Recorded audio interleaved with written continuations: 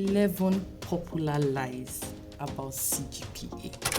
CGPA doesn't matter after graduation. Hey, that is a lie. It is a lie. Because employers, that's one of the requirements. In fact, one of the first requirements needed for you to be employed. They check your CGPA that you had in school. Okay, are you a 2-1? Upper class or lower class? Are you a first class graduate? Of course, when they say first class, the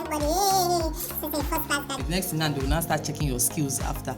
Even those that have long legs, they will still say, does this person even have second class lower? Let us even see.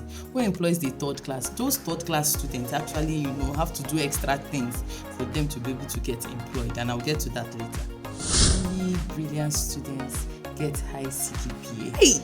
This is a lie. It's a lie, yo. If you look at me, I'm not even so brilliant, but I had high CGPA, and you too, you can have it. It just takes, correct planning. That's all. It's not just reading your books, With the right study techniques, you can still have a high CGPA. I've seen those who are brilliant that also had a low CGPA because they did not even plan well. So, come and follow me. Let me show you.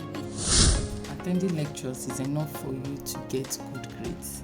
That is so not true. Okay, it's not just being present in the class during lectures. It's what you do after the class that matters. Okay, yes, there's an advantage to stay in the class, hearing what the lecturer says, so that you can predict what to come out in the exam. But if you don't go back to revise your notes and study them effectively, then all those things are wash.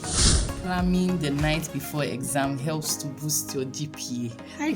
Students are cramming at like 5 and 6, so you just crash inside the exam hall because you are jam-packing your brain with things in a very short while, and the way the brain is made, you can't just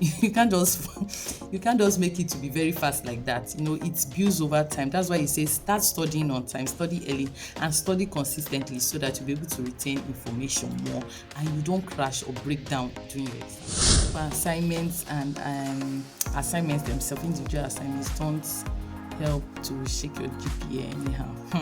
That is so not true, I'm telling you, because it's your assignments, your CA that actually boost your exam. Because I know doing exam, it's very, very hard to get everything. It's very hard. So if you get like 20 over 30 for your continuous assessment, and you get about 50 something over 70 during your exam, if you add both 50 plus 20, it will give you 70 over 100, and that is an A. So what are you talking about? Some courses are impossible to pass with an A. Liar, liar, pants on fire. Have you heard the saying that with God all things are possible? There's no course that you cannot get an A in. Let that enter your head today, okay? You need the right strategy, the right planning, okay? And I've shown this in my previous video on how to upgrade your CGPA. There's nothing that you yourself cannot do. As long as God is with you, you can achieve anything. So if you need extra help, send me a DM now. Let me come and coach you specially, so that you will see a difference in your GPA. Being a first class CGPA means no social life. And see, that is not true.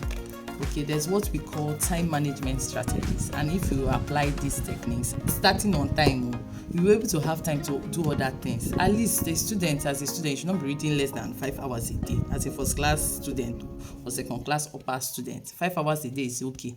Now, if you go to lectures for about 6 hours and you study about 5 hours, what are you doing the rest of your time? Or you can be studying 3 hours a day, and you still have time to do other things and enjoy yourself as a student. Don't come to school and just be reading.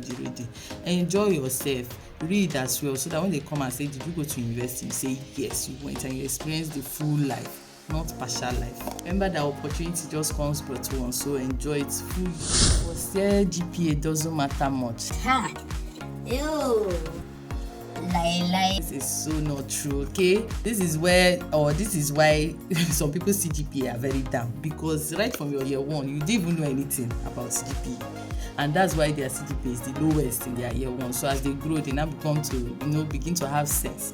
So the earlier that you know about CGPA and know how to calculate it and know how to score high marks in your year one, the better for you. The more you increase and you do better in your CGPA. Skipping classes and just reading your notes is just enough.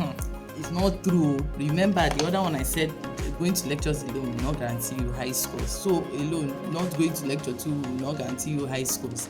Two of them go hand in hand. You go to lecture and hear what the lecturer is saying, so that you'll be able to predict what will come out. Hear the hints, let the lecturer know that you are serious. Remember, it's the person that is marking. No?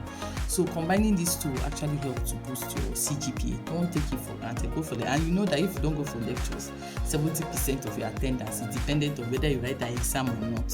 Pay attention. You don't know what you're going to use. Some lecturers even give pop-up quiz in class, and if you're not there, go to law.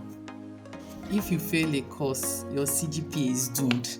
That is so not true, okay? Even people that have carryovers, we say your CGPA is doomed. No, you can actually upgrade your CGPA. You do better. The important thing is what you are going to do after you have failed is that you pick yourself up, motivate yourself, spot your errors, and re-strategize. I've already covered how to upgrade your CGPA in another video.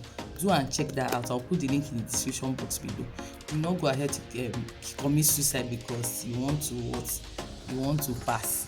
Okay, there are other steps to take, and academics is not the only platform for success. That's going to my next post on the list. A high CGPA guarantees a great career. This is not true. Yes, they look at it, when they want to employ you, but they also look at other things like your skills. So while you're in school, you have to also develop your skills. As you're developing your academic performance, you're also developing your other soft skills, your other skills that are also needed. That is why those with third class can actually get a better job than those with first class, because when they go ahead to see that they didn't do well in their academic performance, they go ahead to look for other skills they can do better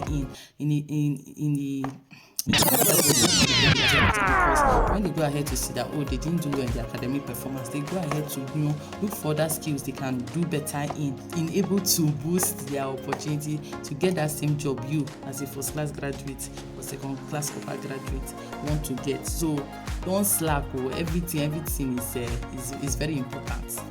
So that's all for today's video. If you know any other lie or you have heard another thing that sounds funny, drop in the comment section below. Let me address it one-on-one so that you know the truth and be able to differentiate it from the lie. Subscribe and don't forget to like this video.